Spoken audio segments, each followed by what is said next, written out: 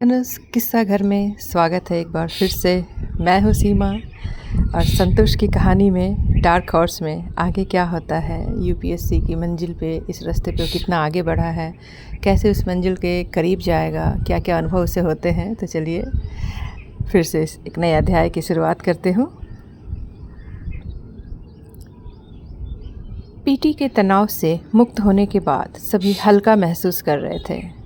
यही वो सबसे अनुकूल समय होता था जब वर्ष भर घर नहीं जाने वाले विद्यार्थी भी एक बार अपने घर गांव घूम आते थे। राय साहब तो पिछले 1.5 साल से घर ही नहीं गए थे। माँ ने कई बार पर्व त्यौहार पर 4 दिन के लिए आने को कहा भी था, पर पढ़ाई का दबाव था, सो गए नहीं। इसलिए इस बार जाने की सोच रहे थे। इधर जावेद की माँ बहुत बीमार थी। उसने सोचा एक बार मिलकर आ जाऊं। गुरु के लिए तो घर छूट ही गया था और संतोष ने सोचा रिजल्ट देख लूं तब जाऊंगा। राय साहब की जावेद से बात हुई तो दोनों ने साथ ही टिकट ले लिया। राय साहब को यूं तो गाजीपुर जाना था, पर इलाहाबाद में विश्वविद्यालय संबंधी कुछ काम था, सो इलाहाबाद तक वे जावेद के साथ ही चलते। फिर आगे जावेद ने पटना का टिकट लिया था, जहाँ से वह आगे बस से छपड़ा जाता अपने गांव महादेवपुर। तय दिन दोनों नई दिल्ली रेलवे स्टेशन पहुँचे। सिविल का विद्यार्थी जब यात्रा करता हो तो उसकी यात्रा में नियम कानून का पालन अन्य किसी भी वर्ग के यात्री से ज़्यादा होता है।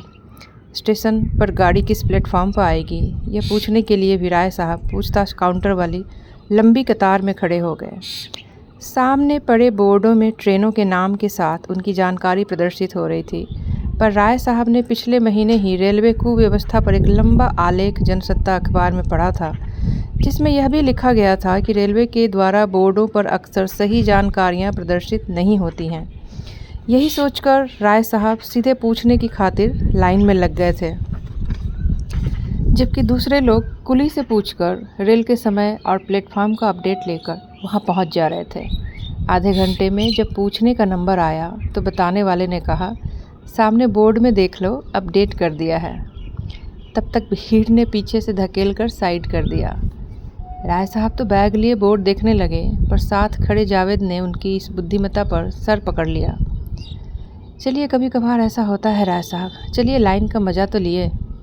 जावेद ने राय साहब के झेंपने पर उनको संभालते हुए कहा, नहीं बताइए, सीधे बोर्ड देखने को कह दिया, फिर पूछताछ काउंटर का औचित्य ही क्या है? क्या जंगल राज है यहाँ? अरे जब हम लोग को ऐसा जवाब मिलता है तो बताइए आम आदमी का क्या होता होगा? राय साहब ने सवाल खड़ा करते हुए कहा। राय साहब की बातों से ही स्पष्ट था कि सिविल की तैयारी करने वाले लोगों में अपने को लेकर एक खास वर्ग चेतना थी। हर लिहाज से मैच करने के बावजूद वे खुद को आम आदमी से अलग वर्ग समझते थे, और इस वर्ग को सीधे तौर पर आम वर्ग भी नहीं कहा जा सकता था, क्योंकि इस देश में 2 तरह के वर्ग थे। एक खास वर्ग वह जो ब्रेड खाता है, एक सामान्य वर्ग वो जो रोटी खाता है। लेकिन इन दोनों से इतर सिविल के छात्रों का एक ऐसा वर्ग था जो घर के भेजे पैसे से अभी खा तो ब्रेड रहा था, पर आगे की चिंता रोटी की थी। सो यह वर्ग खुद को खास और आम के बीच रखता था। एक ऐसा वर्ग जो अभी आम है, पर 3 स्टेज की परीक्षा के बाद उसमें खास होने की अपार संभावना थी। राय साहब और जावेद अपने डब्बे में अपनी सीट पर जा बैठे थे। ट्रेन समय पर चल पड़ी। जैसा कि अक्सर ट्रेन में होता है, संग बैठे यात्रियों से एक दूसरे का परिचय शुरू हुआ। जैसे ही इन दोनों ने बताया कि वे आईएएस की तैयारी करते हैं, सामने आराम से पैर फैलाकर बैठा एक यात्री झट से पैर समेट अदब से बैठ गया।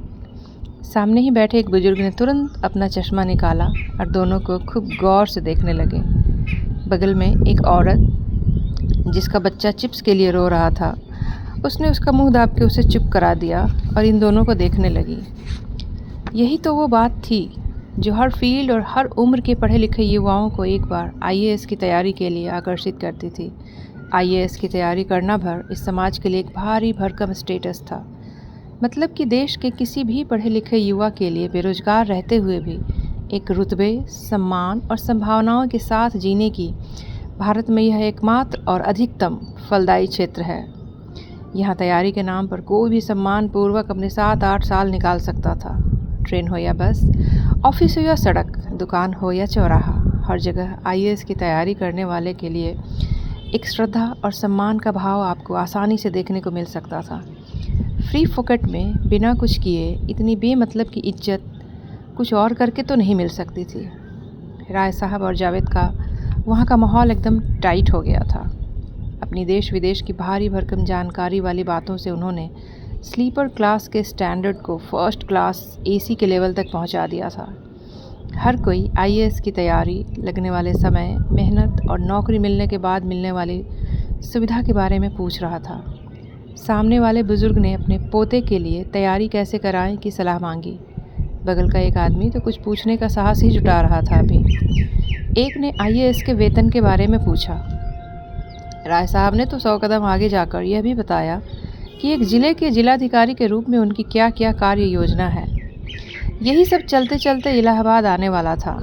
राय साहब बैग उठाकर जाने को हुए कि रास्ते भर चुप रहे एक व्यक्ति ने पूरी हिम्मत जुटाकर कहा, भाई साहब अपना नंबर तो देते जाइए, कल अगर कहीं डीएम बन गए तो हमें याद रखना।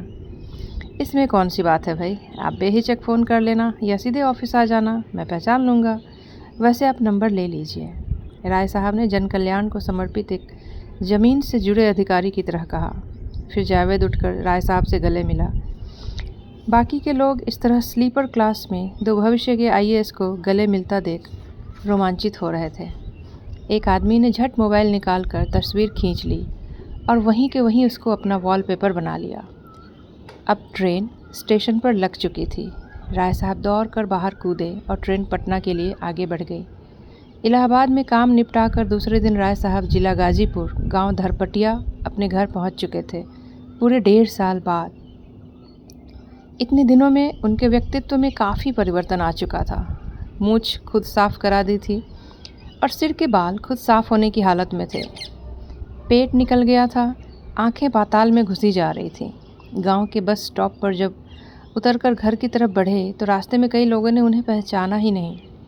अब बस घर के लिए पगडंडी पकड़ने वाले थे कि सामने श्याम सुंदर मिश्रा मिल गए। अहो, अरे कृपा शंकर हो का बेटा, मिश्रा जी ने कहा। हाँ चाचा प्रणाम, कैसे हैं, क्या चल रहा है? राय साहब ने पाँव छूने के बाद कहा। अरे बेटा हमरा तो वही जो ट्रैक्टर चल रहा है, खेती पानी सब ठीक है, अपन बताओ। अच्छा कब पूरा होगा वो तुम्हारा कोर्सवा आईएएस वाला, और कितना दिन बेटा? गांव उतरते ही पहले यक्ष प्रश्न से सामना हो गया था राय साहब का। हाँ चाचा बस अब की होना ही है, लगे हैं बस यही साल और, राय साहब कहते हुए निकल गया। घर पहुंच दरवाजे पर ही पिताजी खड़े थे। प्रणाम किया। खुश रहो, आ गए? ये मुँह छोच काहे मुड़ा दिए जी, का दशा बनाए हो ज़बरदस्ती जवान बनने के फिर में, पिताजी ने अपने अंदाज में कहा। तभी आवाज़ सुन माँ दौड़ती हुई बाहर आई। ओह आप भी गजबे आदमी हैं, 1.5 बरस पर लड़का घर आया है और दुआरे पे प्रवचन शुरू कर दिए, तनी भी नहीं बुझाता है आपको एकदम। माँ ने एकदम चुप करा दिया था पिताजी को। अरे तो हम कौन खराब बोले, देखो ना एकदम चेहरा सूख गया है, ऊपर से मूंछ हटा दिया है तो खराब लग रहा था, सो बोले जाओ कुछ बढ़िया से बनाओ खिलाओ इसको। आखिर पिता का मन अपनी गलती समझ गया था। बेटे के प्रति पिता के कठोर व्यवहार के आवरण को एक माँ खीरे के छिलके की तरह उतार देती है और शायद पिता इसके लिए तैयार भी रहता है। राय साहब के पिता जगदानंद राय जी भी कुछ ही मिनट में धराशायी हो ही गए और पिता का कोमल हृदय खुलकर आ ही गया।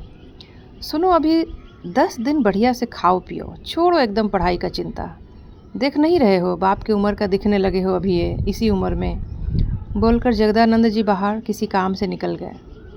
राय साहब शाम को गांव में घूमने निकले। बगल मंदिर के पास चबूतरे पर लोग बैठे थे। शाम को यहाँ बड़े बुजुर्ग उठते बैठते देश दुनिया की चर्चा करते थे। राय साहब भी वहीं सबसे मिलने पहुँच गए। आओ कृपा शंकर आओ, सुबह सुबह आए हो, बड़े दिन पर आया हो आज, गांव के एक मुँह बोले चाचा ने कहा। हाँ चाचा फिर निकलना है बस 1 ही हफ्ता में, बड़ा लंबा चौड़ा पढ़ाई है आईएएस का, राय साहब ने कहा। राय साहब की उस बैठक में शामिल हो जाने से अचानक गपशप का लेवल बढ़ना तय था। सब राय साहब को सुनना चाह रहे थे, साथ ही कुछ जिज्ञासी लोग कई प्रश्न भी पूछना चाह रहे थे, क्योंकि उन्हें पक्का यकीन था कि आईएएस की तैयारी करने वाला लड़का तो हर चीज़ का जवाब जानता ही होगा। बातचीत चल ही रही थी कि दीनानाथ शुक्ल जी ने राजनीति पर हो रही चर्चा के दौरान एक मुद्दा उठाया। बताइए, ये नेता लोग जानते कुछ नहीं लेकिन भाषण देने में माहिर हैं। कोई गांधी को गरियाता है तो कोई नेहरू को, तो कोई मनु संहिता फाड़ रहा है। ये माया बहन को ही देख लीजिए कि अंबेडकर का मूर्ति बनवाती हैं, पर अंबेडकर का जन्म कौन ईस्वी में हुआ ये पूछ दीजिए तो माथा घूम जाएगा। हाँ, बात तो सही है, बात बहुत मार्केबल उठाए हैं आप दीनानाथ जी। अच्छा, सही में ही कब जन्म हुआ था इनका? अच्छा है, एगो जानकारी रखना चाहिए, सत्येंद्र राय जी ने कहा। अब कृपा शंकर के रहते हमसे कहाँ पूछते हैं, दीनानाथ जी ने अपनी इज्जत बचाते हुए कहा। सब राय साहब की तरफ देखने लगे। राय साहब तो जैसे अंदर से कांप गए। मन में उत्तर ही नहीं आ रहा था। बस आ रहा था कि कहीं डूब मरूं। सोचा भी नहीं था कि 7 साल का बनाया हुआ बहुकाल एक मामूली प्रश्न से टूट जाएगा। हाँ चाचा जी, बहुत गहरी बात बोले आप। अंबेडकर जी को पढ़ना पड़ता है तब जानिएगा कि क्या चीज़ थे। खाली संविधान नहीं, बहुत कुछ लिखे हैं वो। एक संविधानविद और कानूनविद से कहीं ज़्यादा बढ़कर उनकी भूमिका एक समाज सुधारक की रही थी। पर आज भी हम अंबेडकर के किए कार्यों का मूल्यांकन करते हुए बस यही एक पक्ष पे सोचते हैं।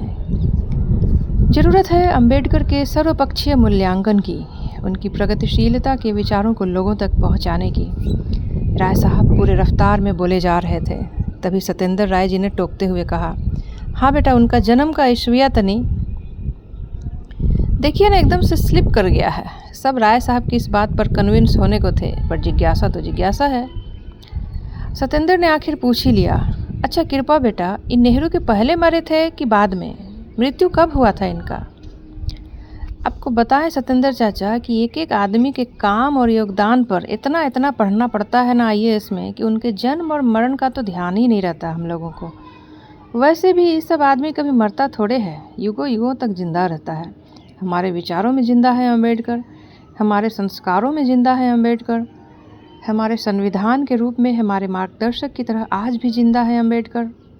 अंबेडकर कभी मर नहीं सकते चाचा, कभी नहीं। एक जोरदार भाषण के साथ राय साहब वहाँ से उठे और सबको प्रणाम बोल निकल गए। वहाँ से चलने के बाद राय साहब मन ही मन सोच रहे थे कि आज तो ज़रूर यहाँ बैठे हर आदमी के घर उनकी ही चर्चा होनी है। सब न जाने हमारे ज्ञान की शंका पर क्या बोलेंगे। कुछ यही सब सोचते हुए घर वापस आ गए। उनको नहीं पता था कि अब उनके घर पर यही चर्चा होने वाली है। 3 घंटे बीत गए। रात में पिताजी घर आए।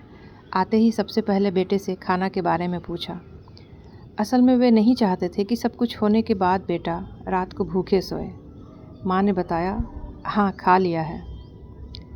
तब आज मंदिर वाले चबूतरे पर मजलिस में गए थे कृपा? जगदानंद बाबू ने पूछा। हाँ, थोड़ा मिला है सबसे, राय साहब ने सब समझते हुए धीरे से कहा। मिलने गए थे कि सब कुछ माटी में मिलाने गए थे? अरे 7 साल से तो नाक कटवा ही रहे हो, अब आज क्या ज़रूरी था हमारा गर्दन कटवाने का? क्या कह रहे हैं लोग, सुनो जाके। आईएएस का तैयारी करता है दिल्ली में और अंबेडकर का जन्म और मृत्यु तिथि नहीं जानता है, जगदानंद बाबू ने चिल्ला कर कहा। अरे क्या हुआ, अब तो एकदम सुबह से पगलाए हैं, काहे कर रहे हैं ऐसा इसके साथ? चुप रहिए ना आप, माँ ने फिर ढाल बनते हुए कहा।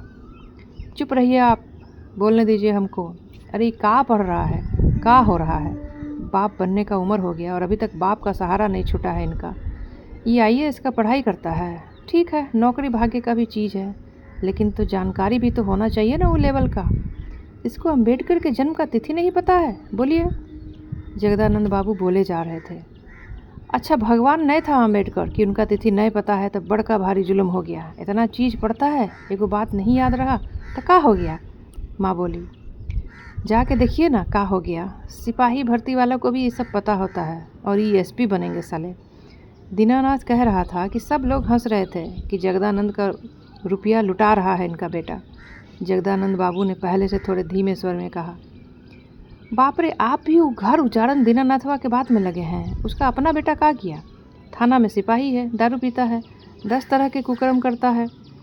हमारा बेटा कुछ करे ना करे, कम से कम कोनो गलत आदत तो नहीं ना है, कोनो खाता पीता तो नहीं ना है। संस्कार रहेगा तो कहियो कुछ कर ही लेगा।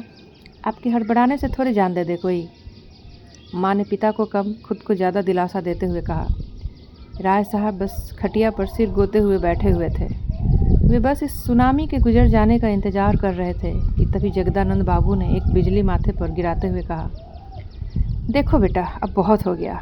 चुपचाप कहीं देखो दूसरा नौकरी का जुगाड़। तुम अंबेडकर का जन्मतिथि बता भी देते तो भी हम अब नहीं सकेंगे दिल्ली का खर्चा उठाने। हमारा हालत अब नहीं है वहाँ रख के पढ़ाने का। उसमें भी तुम पढ़े क्या, ये तो पूरा गांव जान ही गया है। ये आखिरी साल है, अपना देख लो तुम, कहकर जगदानंद बाबू सोने चले गए। इधर महादेवपुर में जावेद खान के चाचा ने तांडव छेड़े रखा था। तुम्हारे अब्बा कुछ अलग से छोड़ तो गए नहीं थे, जो था बस खेती ही थी। अब हम जितना कर सकते थे किया। तुम्हारा खेत भी संभाले, उपज भी देखी, और जितना बन पाया तुम्हारी अम्मी के हाथ में दे दिया। अब जो भी खेत बचा है या तो बेच दो या खुद आकर संभालो, हमसे अब ना हो पाएगा, जावेद के चाचा इलियास मियाँ ने कहा। पर चचा जान, हम 15 बीघा से 3 बीघा पर तो आ गए, सब तो आप ही को बेच दिया। अब कुछ दिन की ही बात है, आप संभाल दो, इसमें कौन सी आफत आ गई है।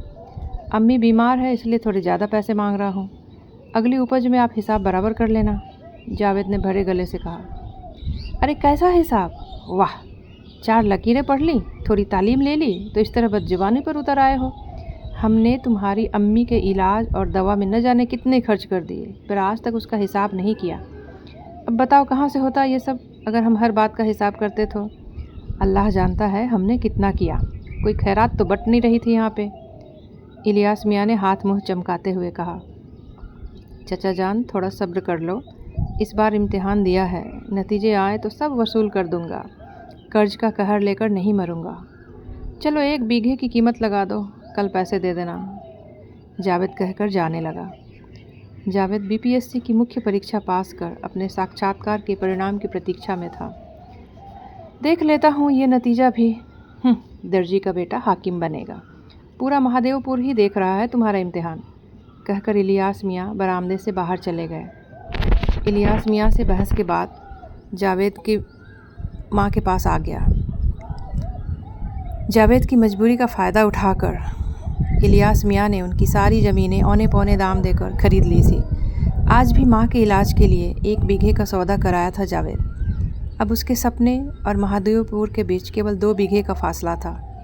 यह बिकता कि उसे पढ़ाई छोड़ वापस आना होता, पर बचपन से ही संघर्ष की विपरीत धारा में उसने अपने सपनों की नाव लेकर निकलने का और इन लहरों से पार पाने का अंदाज़ सीखा था। उस दिन वह माँ से लिपटकर खूब रोया जब माँ के मुंह से निकला था, पता नहीं दफन होने को 2 गज भी ज़मीन बचेगी या नहीं, पर तू हारना मत जावेद, अब्बा का सपना पूरा कर देना, ये ज़मीन जाने दे, तुझे तो आसमान जीतना है। जावेद माँ को पीएमसीएच पटना में दिखाकर वापस दिल्ली लौट आया था। राय साहब भी तीखे खट्टे अनुभव लेकर घर से वापस आ गए थे। 2-2.5 महीने कब गुजर गए पता ही नहीं चला। रोज़ बत्रा पर रिजल्ट आने की अफवाहें उड़ती। एक दिन परिणाम भी आ गया। मनोहर लगातार राय साहब को फ़ोन किए जा रहा था, उधर से कोई जवाब नहीं आ रहा था। संतोष को फ़ोन लगाया तो पता चला उसका पीटी नहीं हुआ। मनोहर अपना खुद का तो रिजल्ट देखना भी ज़रूरी नहीं समझा। खुद को लेकर आश्वस्त था कि कोई अनहोनी तो होनी नहीं है, फेल ही हुआ होगा इस बार भी। गुरु विमलेंदु सबसे बात हो गई, इनका पीटी होना अपेक्षित ही था। इस बार मयूराक्षी ने भी बाजी मार दी थी पीटी में। मनोहर के कहने पर सभी राय साहब का फ़ोन ट्राई करने लगे। लगभग 50 से भी अधिक कॉलें जा चुकी थी, लेकिन कोई खोज खबर नहीं मिल रही थी। मनोहर का दिल घबराने लगा। संतोष भी वहीं आ पहुंचा, तुरंत गुरु को बुलाया और राय साहब के कमरे पर जाने के लिए सब निकल लिए। मनोहर ने कहा, कुछ उल्टा सीधा तो नहीं हो गया ना गुरु भाई? घर पर भी बहुत बेइज्जत होकर आए थे, परेशान थे। चुप करो, चलो पहले देखते हैं, डर तो मुझे भी लग रहा है, गुरु ने सहम कर कहा। पुलिस को 100 नंबर पर डायल कर बता दिया जाए कि फ़ोन नहीं उठा रहा है, संतोष ने पसीने से नहाए हुए कहा।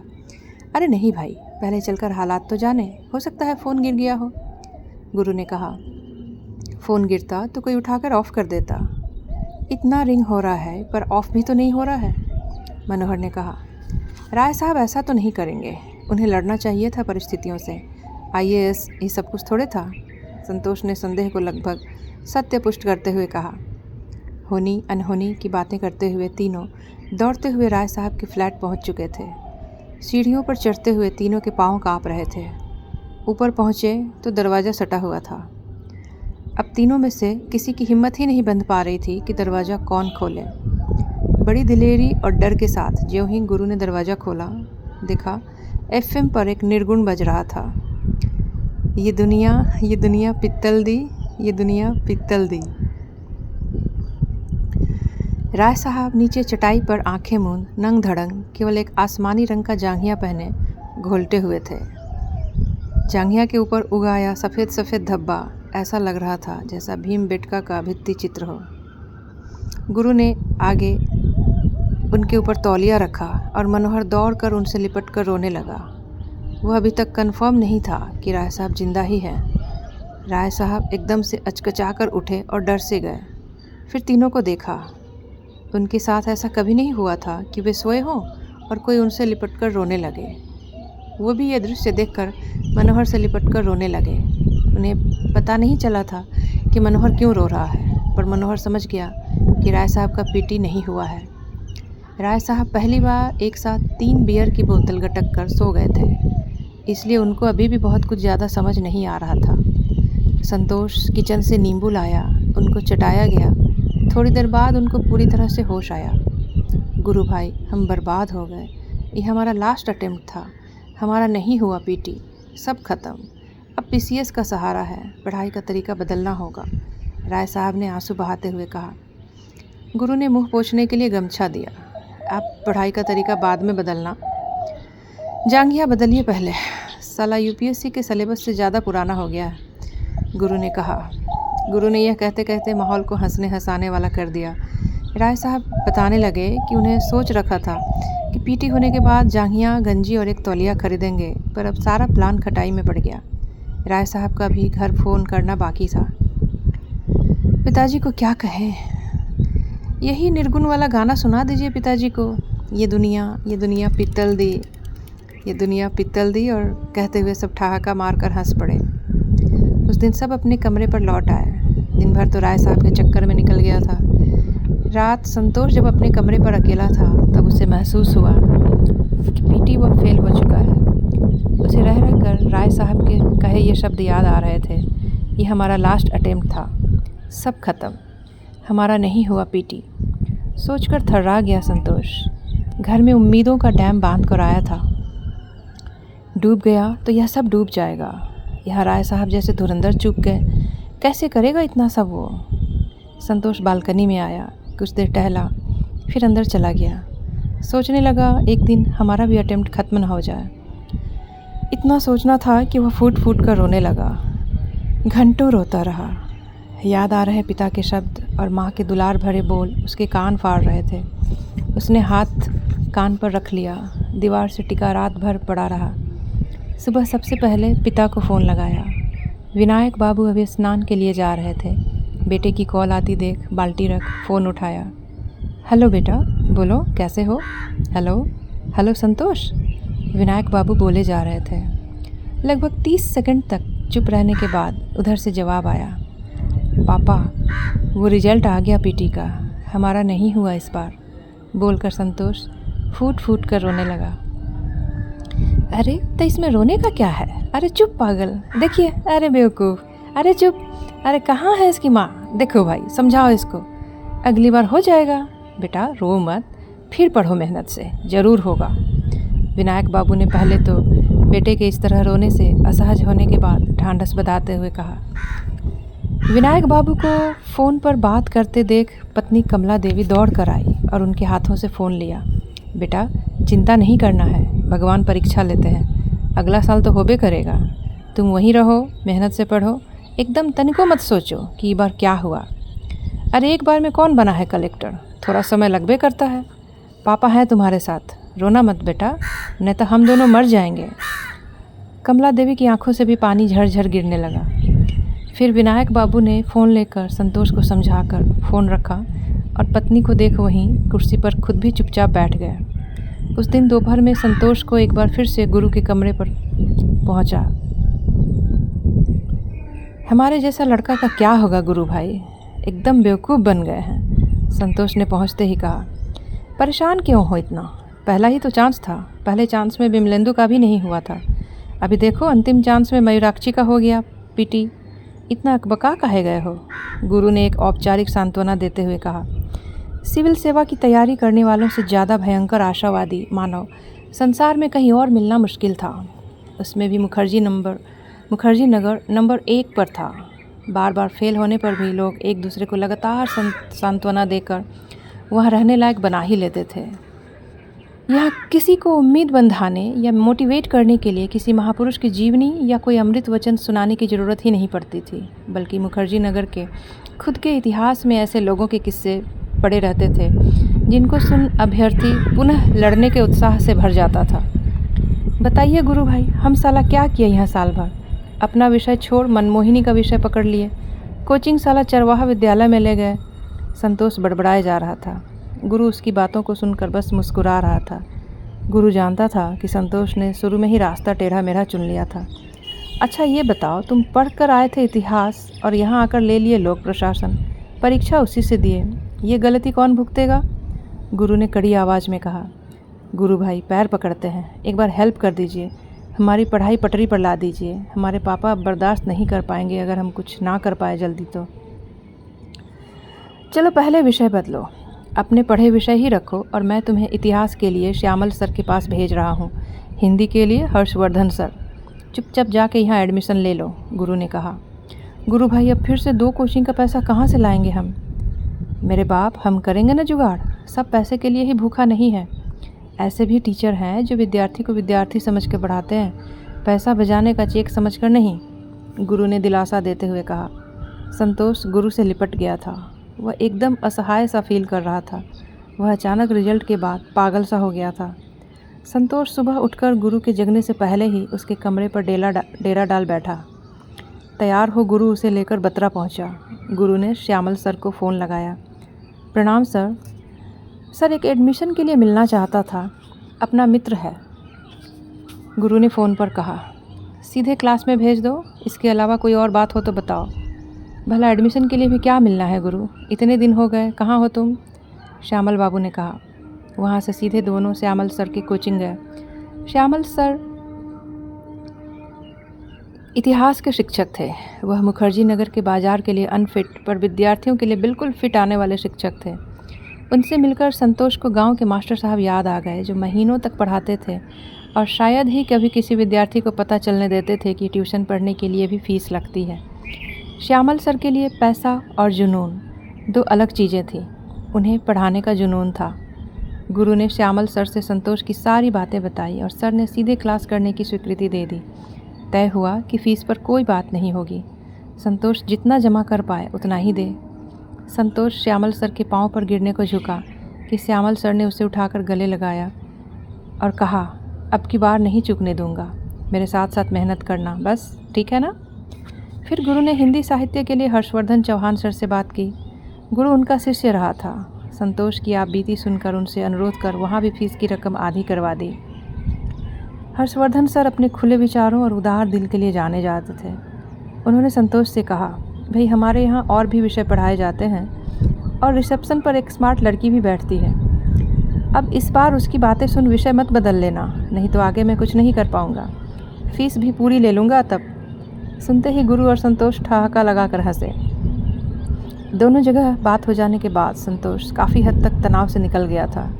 साल भर यहाँ रहते हुए भी उसने इन शिक्षकों के बारे में इतना नहीं जाना था। असल में वे शिक्षक प्रचार प्रसार और पोस्टरों से दूर थे और इस चमकीले भड़कीले पोस्टरों के बीच श्यामल किशोर या हर्षवर्धन चौहान जैसे शिक्षकों की वजह से ही मुखर्जी नगर अपनी गुणवत्ता के लिए जाना जाता था। ऐसे ही शिक्षकों की वजह से मुखर्जी नगर हर साल IAS के परिणाम देने में अव्वल रहा था। अब संतोष के सामने समस्या यह भी थी कि जितनी भी रकम लगनी है उतनी वह कहाँ से लाए। साल भर में उसने अपने लिए कुछ बचा कर रखा नहीं था। सब पार्टी और मस्ती में जा चुका था। उसके पास बस एक ही रास्ता था, माँ। उसने साहस कर माँ को फ़ोन लगाया और सारी कहानी और अपनी ज़रूरत सुनाई। 25,000 रुपये मांगे थे संतोष ने। एक साथ इतने पैसों की बात थी, पर माँ ने उसे निश्चिंत रहने को कहा। शाम को विनायक बाबू के घर में घुसते ही कमला देवी ने बात छेड़ दी। 25,000 की बात सुनते ही विनायक बाबू अटक गए। तभी उन्होंने बात वहीं काट दी और पैर हाथ धोकर आंगन की तरफ चले गए। रात को खाना खाते वक्त भी विनायक बाबू इस मुद्दे पर कुछ नहीं बोले, ना ही कमला देवी ने टोका, पर तनाव साफ दिख रहा था। एक खींचतान जारी थी। सुबह विनायक बाबू स्कूल के लिए निकल ही रहे थे कि कमला देवी से रहा न गया। आप कुछ बोल क्यों नहीं रहे हैं पैसा देने की बात पर? बच्चा को ज़रूरत है तो बीच मझधार में छोड़ दे कैसे? तब अचानक इतना पैसा कहाँ से आएगा, आप ही बताइए। हम क्या करें, हमारा तो खुद ही दिमाग ख़राब हो गया है, विनायक बाबू कसमसा कर बोले। ठीक है, आप जाइए, हम कर देंगे व्यवस्था। कमला देवी चूहानी में चली गई। आप कहाँ से कीजिएगा? विनायक बाबू हैरत में थे। गहना है ना घर में, 50,000 का तो होगा ही, बेच के रखते हैं, जितना ज़रूरत होगा उसको भेजेंगे। कमला देवी ने चूल्हे पर चढ़ी कढ़ाई उतारते हुए कहा। विनायक बाबू बिना कुछ जवाब दिए चल गए। शाम को स्कूल से घर लौटने में थोड़ी देर हो गई थी। घर में घुसते ही चाय बनाने को कहा। कमला देवी चाय बनाकर तेज़ी से रख वापस चली गई। ज़रा फ़ोन ले आइए। सुनिए, आप ही कह दीजिए फ़ोन करके संतोष को कि पैसा डाल दिए हैं 30,000 रुपया, कहकर चाय पीने लगे। सुनते ही कमला देवी खुशी से उछल फ़ोन उठाने दौड़ी। संतोष को फ़ोन लगा, बता दिया कि पैसा ज़रूरत से ज़्यादा भेज दिया है पापा ने। फ़ोन रख दौड़कर विनायक बाबू के पास आई और आज पूछा कि क्या आज खीर बना लें, आपको पसंद है बहुत, और कहते हुए चूहानी में चली गई। बेटे की ज़रूरत पूरी हो गई थी। उन्हें यह पूछने का ध्यान ही नहीं रहा था कि विनायक बाबू इतने पैसे अपने एक परिचित से ब्याज पर लेकर आए थे। आज के इस अध्याय में बस इतना ही। जल्द ही आगे के अध्याय में देखते हैं कि कहानी किस तरह का मोड़ लेती है। तब तक आप सभी इस कहानी पे, इस चैनल पे अपना ढेर सारा प्यार लुटाएं। अपने कुछ वैल्यूएबल कमेंट्स हों तो मुझसे ज़रूर शेयर करें।